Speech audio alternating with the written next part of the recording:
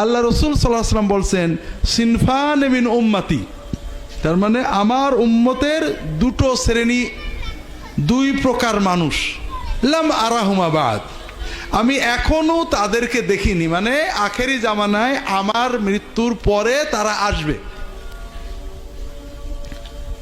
তাদের এক শ্রেণী কারা? কওমুন, কিছু মানুষ, তাদের হাতে বেআইদিহিম আসওয়াত, তাদের হাতে ছড়ি, মারার কিছু থাকবে, মানুষের মারার,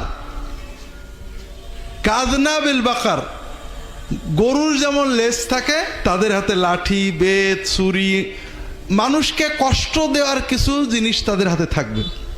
ইয়াদরিবুন আন-নাস বিহা, যারা ওইটা দিয়ে মানুষদের মারবে, অল্প স্বল্প কিছু কথা হলেই মার তাদের আগেই থাকবে।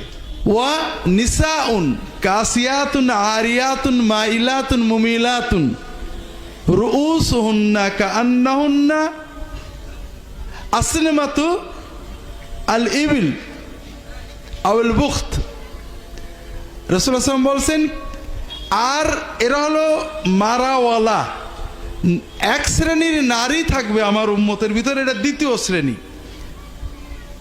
যারা কাপড় পরে থাকবে কিন্তু ন্যাংটো থাকবে। কাসিয়াতুন আরিয়াত, কাসিয়া মানে কাপড় পরা, আরিয়াত মানে ন্যাংটো। এক শ্রেণীর মহিলা যারা কাপড় পরা থাকবে কিন্তু ন্যাংটো, তার মানে তাদের কাপড়গুলো হয় টাইট, নইলে এত সংক্ষিপ্ত যে মনে হবে কিছুই পরা নেই।